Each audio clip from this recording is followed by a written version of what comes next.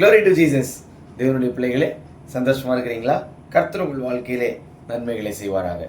நாம இன்றைக்கான ஜீவோற்றை தியானிக்கலாம். அப்போஸ்தலருடைய நடபடிகள் 27ஆம் அதிகாரம் 22ஆம் வசனம். ஆகிலும் திடமனதா இருங்கள் என்று இப்பொழுது உங்களுக்கு தைரியம் சொல்லுகிறேன். கப்பர் சேதமே அல்லாமல் உங்களில் ஒருவனுக்கும் பிராண சேதம் வராது.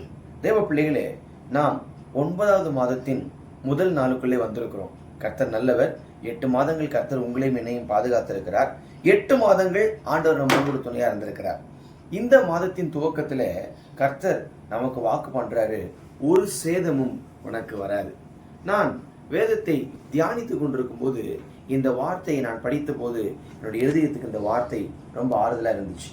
இன்னைக்கு கர்த்தர் உங்களை பார்த்து சொல்றாரு, நான் உன்னை எந்த தீங்குக்கும் அனுமதிக்காதபடிக்கு, எந்த சேதமும் உனக்கு வராதபடிக்கு, உன்னுடைய வீட்டு வழியாய், உன்னுடைய தொழில் வழியாய், உன்னுடைய வாழ்க்கையிலே தீங்கை நான் அனுமதிக்காதபடிக்கு உன்னை பாதுகாத்துக் கொள்வேன்.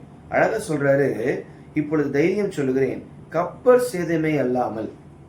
சில நேரங்கள்ல நம்மை சுற்றி சேதங்கள் நடப்பது போல தெரியும். சில நேரங்கள்ல நம்மை சுற்றி நடக்கக்கூடிய காரியங்கள் நாம் தோற்று போய் விட்டோமோ என்று எண்ணக்கூடிய நிலை நமக்கு வரதான் செய்யும். ஆனா கர்த்தர் சொல்றாரு, அப்படி வந்தா கூட உன்னுடைய ஜீவனுக்கு எந்த சேதம் வராது.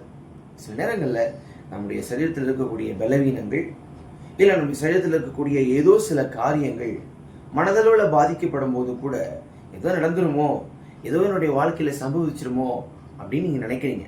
ஆனா இன்னைக்கு கர்த்தர் சொல்றாரு, சேதம் வராது.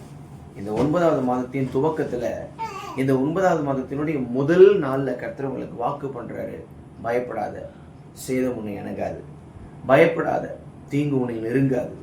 பயப்படாத, நான் உன் கூட இருக்கிறேன். இந்த வார்த்தையை நீங்க உங்களுடைய ஒவ்வொரு நாளும் அறிக்கை பண்ணுங்க. ஆண்டவரே, சேதம் வராது என்று வாக்கு கொடுத்திருக்கிறீங்களே, சேதம் என்னை அணுகாதபடிக்கு பாதுகாப்பேன்னு சொல்லியிருக்கிறீங்களே, அந்த வார்த்தையை நான் நம்புறேன்ப்பா, அந்த வார்த்தையை நான் விசுவாசிக்கிறேன்னு சொல்லி கர்த்தர் மேல உங்களுடைய நம்பிக்கை வச்சு நீங்க இன்னைக்கு ஜெபத்தோடு கூட இந்த வார்த்தையை அறிக்கை பண்ணி பாருங்க. உங்கள் வாழ்க்கையில கர்த்தர் உங்களை பாதுகாக்கிறதையும் உங்களுக்கு உதவி செய்கிறதையும் நீங்கள் பார்க்க முடியும். நீங்க இந்த வார்த்தையை கேட்கும் போதெல்லாம் நீங்க எங்களுக்கு கீழே கமெண்ட்ல எங்களுக்கு பதிவு செய்யுங்க. நாங்கள் இன்னும் எங்களுடைய நிகழ்ச்சிகளை தரமானதை கொடுக்க நாங்கள் அதை முயற்சி பண்ணுவோம். அதனால இந்த வார்த்தை அறிக்கை பண்ணி ஜெபம் பண்ணுங்க. இந்த வார்த்தை உங்கள் இறுதிய பலகையில் எழுதப்படுவதாக. God bless you.